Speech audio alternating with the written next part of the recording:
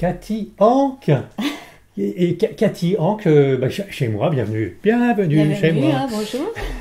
Mais merci d'avoir fait le trajet, Cathy Hanck, que je connais et qu'on connaît depuis très longtemps, à la fois sur la blogosphère, sur Internet, et puis personnellement.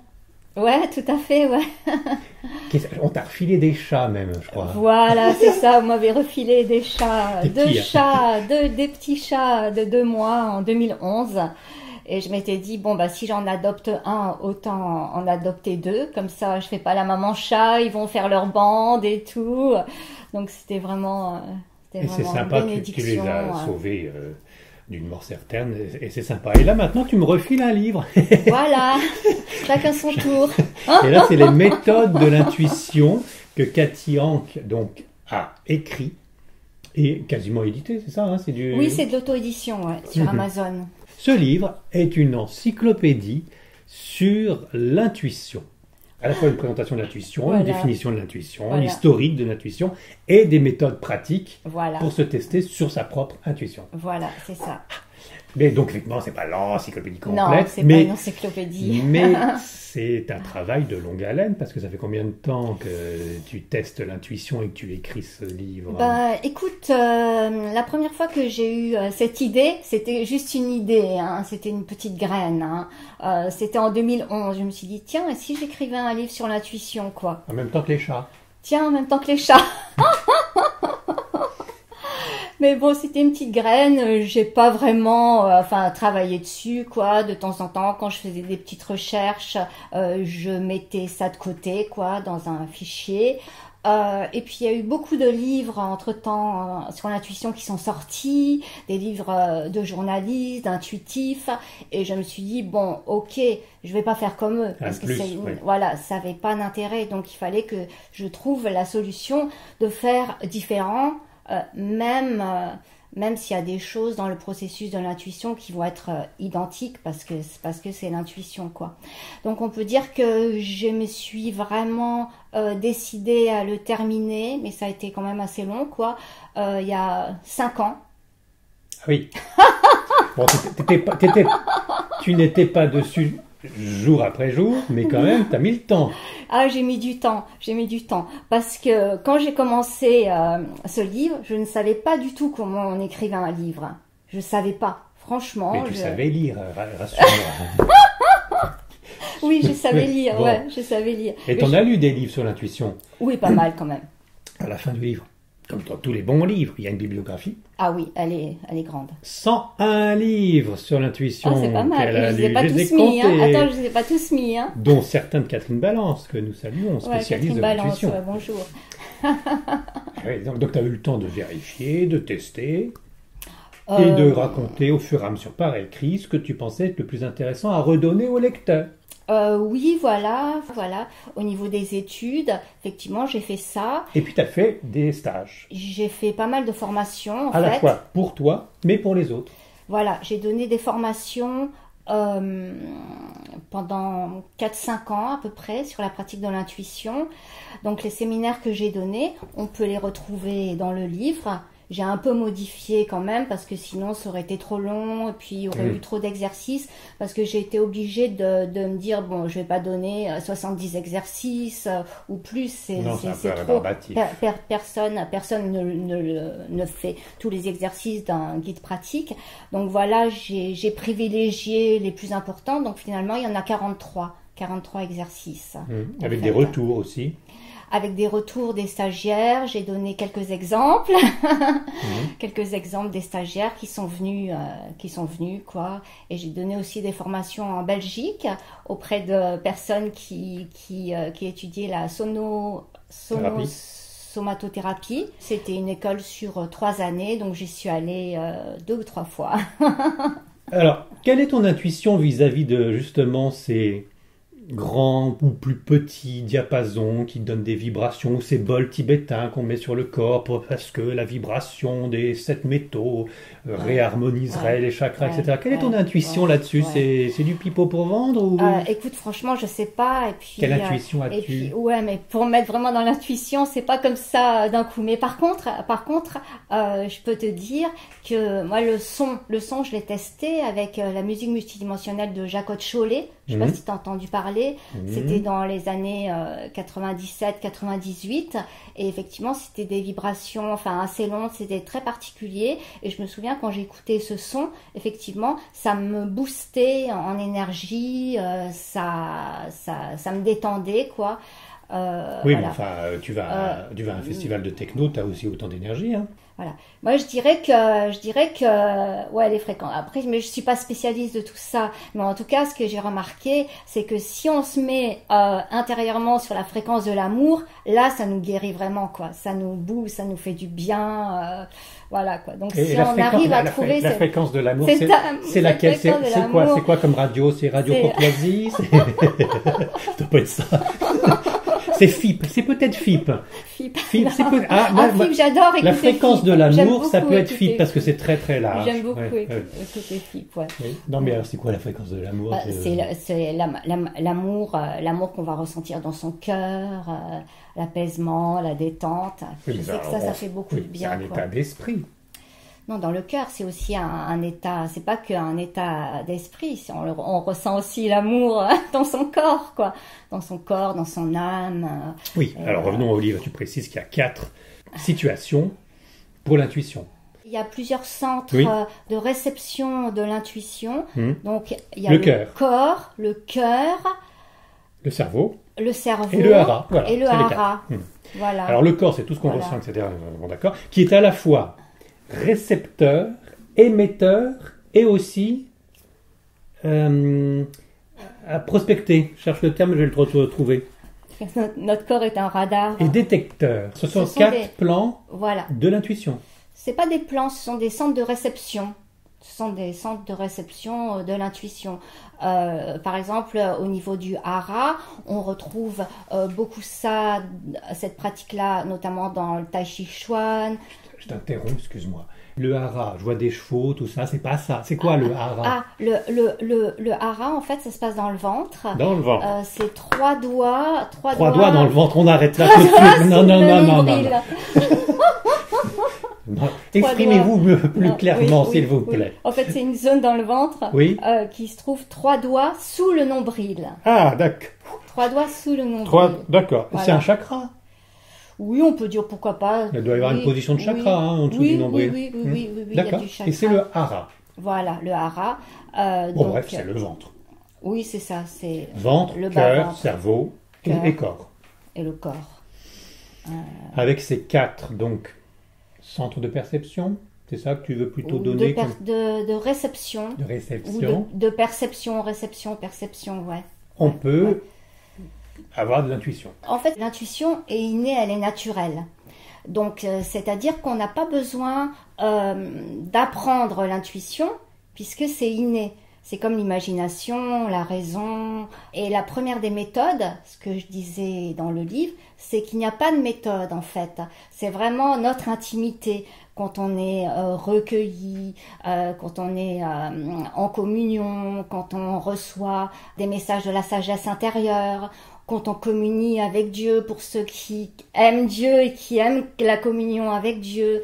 Les petits-enfants sont très intuitifs et on peut écouter la voix de la conscience. On sait ce qui est juste ou pas juste. Donc là, dans le livre, j'intellectualise un petit peu, parce que c'est normal, c'est une étude. Mais il faut savoir que notre intuition est aussi à la source de révélations, et les enfants ont des révélations. Par exemple, tu veux que je te raconte la première révélation que j'ai eue quand j'avais 4 ans. Là, il y a des choses que j'ai pas écrites dans le livre. Ça, je l'ai pas écrit. Alors, quand j'avais 4 ans,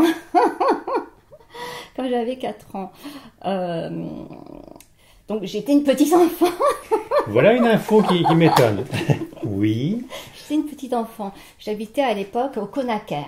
C'est un petit village en Lorraine, à côté de Hayange, Thionville, pour ceux qui connaissent. Et j'étais assise de l'autre côté de l'immeuble, sur la pelouse. Il y avait des fleurs, il y avait le ciel bleu, il y avait la forêt au loin. C'était très beau. J'étais assise en tailleur et je regardais toute cette beauté de la nature. J'avais une sensation vraiment très forte de liberté intérieure. Et d'un coup, la voix de la conscience, je dirais que c'est la voix de la conscience parce qu'en fait, le plus important, c'est pas l'intuition, c'est ce qu'elle nous dit, c'est ce qu'elle nous montre. La voix de la conscience me dit, parce que j'étais vraiment dans la joie aussi, et vraiment cette sensation de liberté et puis d'infini. J'ai pas utilisé le mot infini quand j'avais 4 ans, mais en tout cas, c'était très vaste. Et d'un coup, la voix de la conscience m'a dit, le plus important, c'est la joie. Ne l'oublie jamais. Et j'avais que 4 ans. Donc en fait, quand on est petit enfant, on peut recevoir des révélations très fortes qu'on peut retrouver dans les enseignements sacrés. Et pourtant, comme ça, à la base, on ne sait pas grand-chose. Mais en fait, ce qui est faux, puisque le petit enfant, il sait des choses, quoi. Donc voilà. Donc même si au cours de ma vie, des fois, je l'ai oublié, mais en fait, je n'ai pas pu l'oublier, puisqu'en fait, ça avait été très fort comme message, quoi. Ah oui, mais ça a l'air d'être de Jeanne d'Arc, carrément. Non, mais non, c'est la voix de la conscience. Oui. C'est la voix de la conscience. C'est une voix de conscience qui nous parle naturellement. Naturellement, en fait. par le biais de l'intuition. Écoute, pour moi, je dirais que c'est la capacité intuitive qui a permis de réceptionner ça. Parce que c'est pas le plus important, c'est vraiment pas l'intuition, quoi. C'est notre capacité à réceptionner des choses, quoi. Et comme j'étais détendue en communion avec la nature, en communion avec le ciel, t'as pu capter. La voix de la conscience, peut-être s'est dit, tiens, elle est peut-être sûrement dans un moment idéal pour que je lui dise que c'est la joie le plus importante, qu'il fallait pas que je l'oublie, quoi. D'accord, ça veut dire que depuis tout petit, il ne faut pas se barrer mentalement l'intuition ou l'écoute de notre imagination que certains pourraient percevoir comme telle. Oui, tout à fait, ça peut être l'imagination aussi. Parce que ça apporte des informations fabuleuses. Ça peut apporter des horreurs. Et toi, à 4 ans, tu peux aussi avoir une mauvaise pensée qui arrive. Si jamais tu restes tout le temps dans un état soit de méditation ou de rêverie, l'enfant a une imagination galopante. Ouais. En fait, c'est pour ça que je lui dis dans le livre, en fait, notre intuition, notre raison aussi, va nous amener à discriminer les pensées. Parce qu'effectivement, il y a des pensées, vaut mieux pas les suivre, et il y a des pensées, on peut les suivre. Donc la discrimination, c'est super important. C'est-à-dire que tu l'as marqué, l'intuition devrait être au-dessus de la raison, mais pour autant, la raison ne devrait pas être oubliée. Capter les intuitions, mais raisonner derrière. Ouais, tout à fait. Il faut toujours vérifier en fait les informations. L'intuition va guider la raison, en fait. C'est pour ça que c'était Einstein qui disait que, mais ça vient aussi du taoïsme, que notre société a vénéré la raison et elle a mis l'intuition de côté, alors que le maître n'est pas la raison, le maître est l'intuition et la raison est le serviteur. Bon, tu peux me le redire lentement, ça. Le maître et l'intuition. Le maître et l'intuition. Et la raison.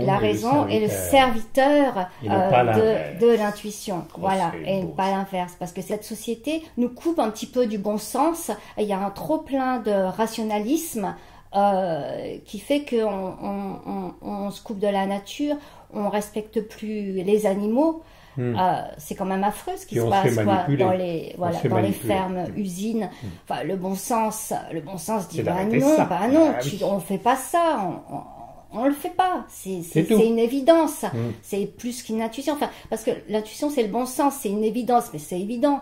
Les animaux sont nés libres, on les laisse libres, on les laisse pas pourrir. Enfin, c'est très triste, quoi. Ouais, et donc il y a plein de choses, voilà, comme ça dans la société. Et là c'est l'intuition du cœur. Dans ce cas précis. Oui, ouais, c'est ça, c'est l'intuition du cœur, ouais. Intuition, conscience, imagination.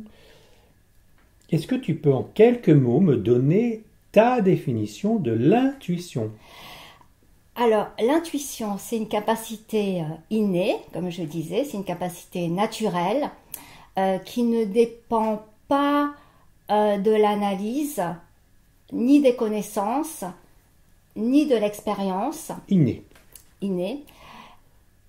Elle n'est pas limitée par le temps et l'espace. Ça, c'est très important aussi à savoir. C'est pour ça que on peut voyager comme ça dans le passé, le présent, enfin, et le futur, recevoir des informations intuitives. On peut rappeler ça de la voyance. Alors, la voyance, en fait, pour moi, hein, comment je le vois, c'est une branche de l'intuition. Parce que dans l'intuition, il y a plusieurs branches. Il y a la branche de la créativité. Enfin, la créativité, si on n'a pas d'intuition, on ne peut pas être créatif. D'accord, mais on peut le faire en mode de voyance. Se projeter sur l'avenir en voyant ce que va devenir l'œuvre d'art. Et c'est une sorte de voir l'avenir comme une voyance. Non? Ah oui, on peut, pourquoi pas. Mais c'est moins évident parce que bon, moi je fais de la peinture, j'ai fait pas mal de peinture dans ma vie, quoi. Et de se dire, alors des fois, voilà comment serait le tableau une fois qu'il serait fini, c'est pas évident de voir exactement, quoi. Moi, au niveau de la créativité, je préfère être dans le présent et puis dans l'action intuitive. Et alors, expressif et intuitif, mais en même temps, l'art, ce sont des méthodes. Donc, il y a aussi des apprentissages à faire. C'est-à-dire il y a des bases, bien sûr. Voilà, on va il y a des règles. On va pas rejeter la raison. Non, quoi. Oui, il y a des règles, il y a des bases. Mais néanmoins, quand tu es en train de composer une œuvre d'art, que ce soit musicale ou un tableau, tu es en train de me dire que c'est l'intuition qui te guide. Et est-ce qu'on peut dire, dans ces cas, dans cette recherche d'une définition de l'intuition, que l'intuition, ça serait, alors je ne vais pas mettre un autre mot derrière, un sixième sens, ça ne sert à rien, mais ça serait plutôt des informations que des guides nous donneraient, si on veut un peu s'allonger sur le spiritisme, parce qu'il y a pas mal de gens qui sont médiums et qui composent en disant je compose de la part de quelqu'un à qui je suis connecté, ou je fais des tableaux parce que je suis connecté avec Van Gogh. Alors c'est vrai qu'au niveau de la définition, enfin de l'intuition, j'en parle beaucoup dans le livre, j'ai pas dit grand chose, mais effectivement l'intuition nous guide, elle peut guider les autres et tout. Après, au niveau de se brancher sur des esprits, moi c'est pas mon domaine, Quand tu fais un tableau, quand tu fais de la peinture, ouais. Qu'est-ce qui te pousse à mettre du rouge plutôt que du vert? C'est ton intuition, d'accord, mais qu'est-ce qu'il y a derrière l'intuition? Alors, des fois j'intellectualise et des fois j'intellectualise pas. Si par exemple je veux créer tel contraste, je vais me dire tiens, qu'est-ce que je peux mettre comme peinture pour créer tel contraste. Mais déjà une chose à dire, c'est que moi quand je commence une peinture ou un dessin, je remercie toujours Dieu, l'intelligence infinie, quoi, de me guider.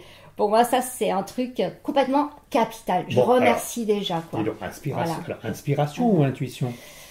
Dans ce cas présent. S'il y a de l'inspiration, c'est que je vais utiliser mon intuition pour recevoir, puisque l'intuition, elle nous montre des choses et elle nous permet d'être réceptifs. D'accord. Dans notre recherche de la définition de l'intuition, de ton côté en tout cas, ça englobe aussi l'inspiration. Voilà. Et oui, c'est aussi une branche. On ne peut pas être inspiré si on n'a pas de capacité à percevoir, à recevoir des choses. Mais cette petite voix qui te dit il faut toujours être joyeux, sois toujours en joie, c'est présenté comme de l'intuition de ta part, mais c'est quand même, dans le spiritisme, on entend des voix qui disent aussi tourne à gauche tout de suite parce que sinon t'as un accident. Ouais. Alors moi personnellement, elle m'a pas dit il faut que, et comme je disais dans le livre, l'intuition elle suggère. Oui, mais elle a dit il quoi? faut parce que. C'est pas dans le livre ta petite voix. Donc l'intuition suggère. Elle dit pas il faut que, tu dois que. Moi juste quand j'avais 4 ans, c'est la voix de la conscience pour moi. Oui, c'est la voix de la conscience. Exactement, j'ai déjà oublié. Elle m'a dit c'est la joie le plus important, ne l'oublie jamais. D'accord. C'est tout simple. C'est juste ça. C'est tout et simple. Ça, alors ce message vient de l'intuition ou d'un être spirituel? Pour moi, ça vient c'est la voix de la conscience. Après, au niveau de la conscience, on peut la définir comme on veut, quoi. Mais pour moi, c'est la voix de la conscience. Enfin. Ton guide spirituel, mémoire akashique, parce qu'effectivement, tu précises bien que l'intuition, c'est dans le passé, c'est dans le futur, c'est dans l'infini, c'est partout. Bon, d'accord, mais si on zoome un peu plus sur des cas précis, là, ce que tu m'as révélé, qui est ce que tu as entendu à 4 ans, d'où ça vient, quoi, en résumé? C'est bien beau de mettre un mot intuition, mais d'où ça vient? Écoute, on pourrait dire que ça vient du divin, de Dieu, de Jésus-Christ, enfin, je sais pas. Moi, je sais pas, mais c'est une voix de la conscience. Voilà. Et c'est une voix de la conscience enfin d'une conscience, d'une haute conscience peut-être, que tu as gardée en tête. Ah oui. Et tu as peut-être eu 36 000 autres voix que tu n'as pas gardées parce que la raison a dit oh là là, mais là ce qu'on te dit là, c'est pas la peine de le garder en tête. C'est pas une voix, comment dire, c'est pas quelqu'un qui est venu me parler. C'est pas Jeanne d'Arc. C'est une voix de la conscience. Enfin, on a tous plein de pensées. Je sais Une pas, pensée, enfin, on en d'accord. a 60 000 par jour. Et pour les personnes plus calmes, Donc c'est pas une voix, c'est une pensée. C'est une pensée. Mais pour moi, en fait, pour moi, c'était... Une phrase claire. C'était une phrase claire. Mais oui, c'était voilà. une phrase claire, quoi. Bon, on n'est pas Voilà. dans le schéma de Jeanne d'Arc. On est d'accord. Ah non, non, non. Sinon, je t'aurais appelé Jeanne. Non. T'étais un petit peu dans la même région, donc c'est pour ça. Enfin. Non, c'est simplement une manifestation de la conscience, de la vie infinie, qui elle, vu qu'elle est infinie, elle a l'expérience de milliards et de milliards et de milliards de vies partout, quoi. Donc, elle est la sagesse. Donc, elle a simplement venu enseigner, dire quelque chose à une petite enfant qui était réceptive et qui était heureuse de vivre et de voir toute cette nature qui était très belle, quoi. Enfin, voilà, moi, je reste quand même assez simple. Les méthodes de l'intuition, donc écrites par Cathy Hanck, avec une présentation de l'historique de l'intuition, voilà, et puis 283 pages qui donnent aussi quelques exercices, compte rendu d'exercices avec des stagiaires, comment ça marche, etc. Au début de l'instant, tiens, je te disais, tu vas te mettre en mode intuitif et puis tu vas pouvoir me donner la réponse. Et tu dis, hop, oula, petit bonhomme, c'est pas comme ça qu'on fait, et ça se prépare. Alors, pourquoi, comment? Il faut être dans un profond mode zen, méditatif, alors qu'on peut avoir toutes les intuitions qui nous tombent 24 heures sur 24. Voilà. En fait, voilà. L'intuition est toujours active, 24 heures sur 24, effectivement. Elle nous dit des choses quand on en a besoin, au bon moment. Donc ça, c'est clair. Il n'y a pas spécialement besoin de se mettre dans un état particulier pour recevoir de l'intuition. C'est juste si on veut vraiment développer quelque chose, répondre à une question, développer quelque chose, oui, effectivement, on se met dans un état, enfin c'est hyper facile, en fait, il n'y a rien de sorcier là-dedans, simplement on va se détendre et on va se mettre de côté, parce qu'en fait, on va juste court-circuiter la raison pour recevoir que de l'information intuitive. Et une fois qu'on a reçu cette information intuitive par les différents canaux, donc la clairvoyance, entre autres, clairvoyance, on reçoit des images, des mini-flashs, des films, des symboles, enfin des mini-films, des symboles. On va recevoir des mots, des phrases, on va recevoir des ressentis.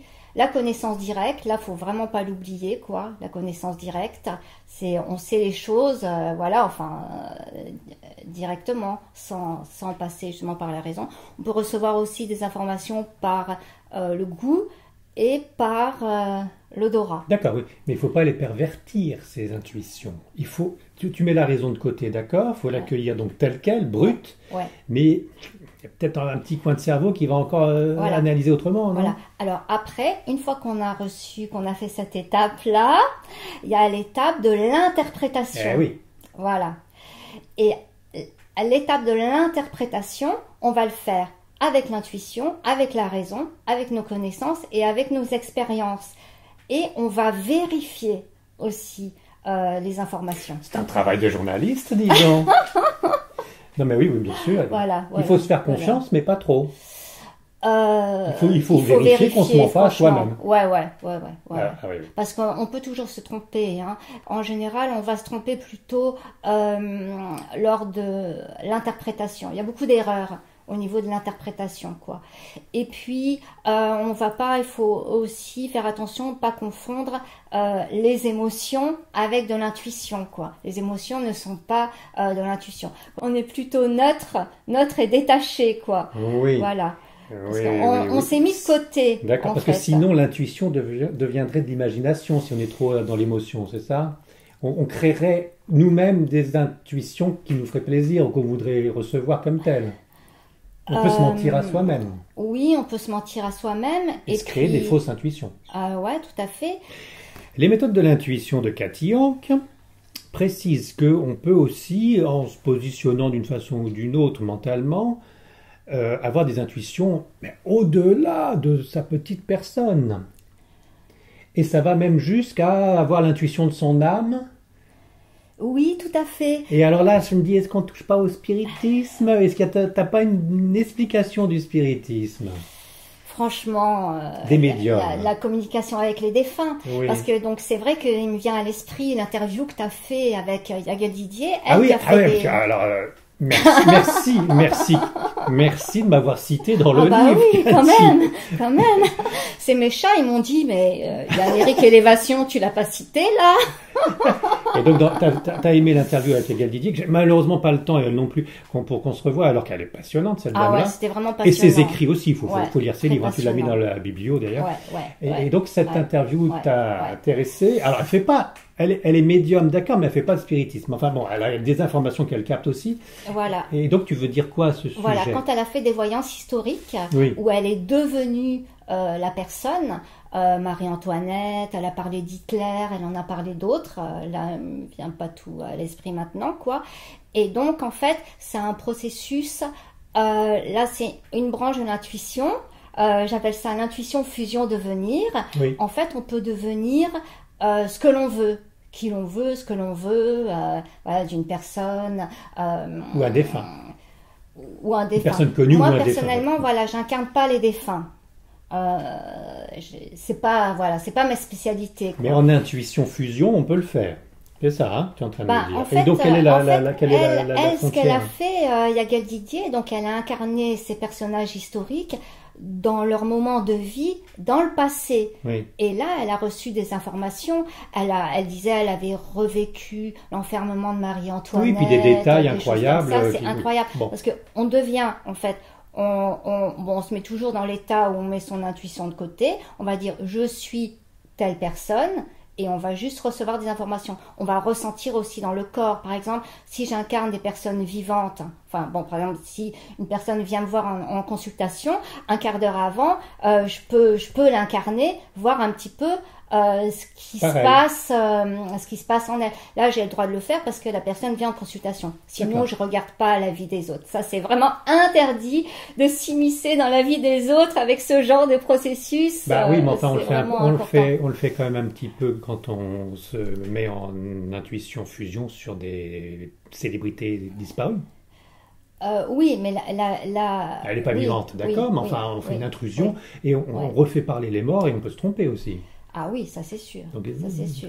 Excuse-moi, on ne va pas non plus détailler tout le livre, mais si je comprends bien, le cas de Yael Didier est très intéressant. Ah ouais, passionnant. Elle capte des informations mais dans réelles, aussi.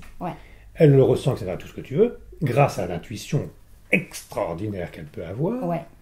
Ça se vérifie après par de moult historiens qui ont fait des recherches et qui disaient effectivement c'est comme ça. Ouais. Bon, elle peut se tromper comme tout le monde aussi.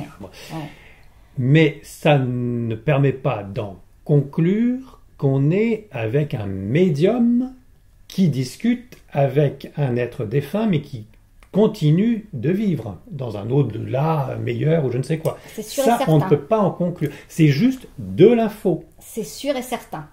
Donc là, l'intuition ne nous certifie pas qu'une fois qu'on sera mort, on continue de vivre. T'en as l'intuition ou pas qu'on continue de vivre une fois qu'on est mort? Oui, pour moi, oui, c'est une évidence. Mais là, avec ces cas-là, ça ne prouve rien. C'est pas parce qu'on a l'info que là, elle ne discute pas avec quelqu'un qui lui dit coucou, je suis vivant de l'au-delà. Elle ne met pas tout un scénario que certains médiums font en disant il me dit que puis il sourit, etc. C'est certain. Mais néanmoins, tu as quand même l'intuition qu'une fois qu'on est mort, on continue. Ah oui, pour moi, oui. Reste à donner la définition de vivre. C'est une évidence. C'est une évidence. T'en as l'intuition. J'en ai l'intuition et puis c'est une connaissance directe, tu vois. Enfin, moi je crois vraiment que la mort c'est un point et que la vie continue. Après, comment, qu'est-ce qui va se passer, tous les scénarios, parce que quand on regarde tous les écrits dans ce monde de l'humanité, quoi, on a plein de scénarios différents. Et quand on écoute Élévation, on a plein de scénarios. Quand on écoute Élévation, on a plein de scénarios différents aussi. Mais toi, t'as l'intuition, et quand tu rajoutes la raison, t'as quoi de factuel? Qu'on continue de vivre une fois qu'on est mort. T'as vécu quelque chose? T'as une preuve? Parce que je dirais il y a quelque chose en nous, en fait, qui est infini et qui est indestructible. Et nous qui sommes chrétiens, quoi, on sait que c'est Dieu en nous qui vit, quoi. Et donc à mon avis, quand on meurt, enfin là ça me vient juste à l'esprit maintenant, quand on meurt, en fait, on s'en va avec Dieu, quoi. On s'en va avec Dieu et Dieu vient à nous. Parce que de toute façon, Dieu, c'est quelque chose qui nous dépasse tellement, c'est au-delà de notre entendement. On peut pas inclure Dieu, c'est Dieu qui nous inclut. Donc on connaît des petites choses, quoi. Donc voilà, après dans le bouddhisme, eux ils te disent qu'on passe par le bardo. En fait, bon, il y a toujours le tunnel qu'on retrouve partout dans les expériences des ennemis. Alors partout non. Partout non. Pas partout. Ça dépend des croyances finalement. Ah ouais. Il y a des nouvelles études qui montrent que les hindous, par exemple, l'être cher qui les accueille après le tunnel, ils n'ont pas ça du tout en EMI. Ils ont plutôt un homme qui représente dans leur croyance un homme avec un livre qui est là, mais il n'y a pas de tunnel, il n'y a rien. Donc il y a aussi l'imagination, l'inconscient qui travaille beaucoup. Mais c'est très bon ce que tu dis là. Ça veut dire que Dieu, notre créateur, notre Père à tous, oui, notre Père chrétien à tous. Ou je sais quoi, notre créateur, notre Père à tous, l'amour, ne nous lâche pas une fois que la mort arrive. Voilà, je crois. Il n'a pas créé des choses pour s'en débarrasser. Je crois réellement que ça. Voilà. Dieu est avec nous maintenant, après, plus tard, encore plus tard. Cathy, c'est fabuleux. Pour terminer l'entretien, il n'y a rien de mieux, c'est positif. Et puis, c'est positif en restant dans la joie. Voilà, en restant dans la joie. L'agapé. Ouais, l'agapé. Merci Cathy Hanck. Ouais, merci à toi. Écoute, on a surtout vu mon profil, là, non? Non, tout va bien. Ah oui, non, il y a celle-ci aussi. Oh, puis il y a celle-ci. Il y en a plein partout. Il y en a une. Ah non, il n'y en a pas. Merci à vous. Merci à vous. Merci à vous. Merci à vous tous. Et puis, à très bientôt. N'oubliez pas, les méthodes de l'intuition à commander sur Amazon. Voilà. Merci Cathy. Merci.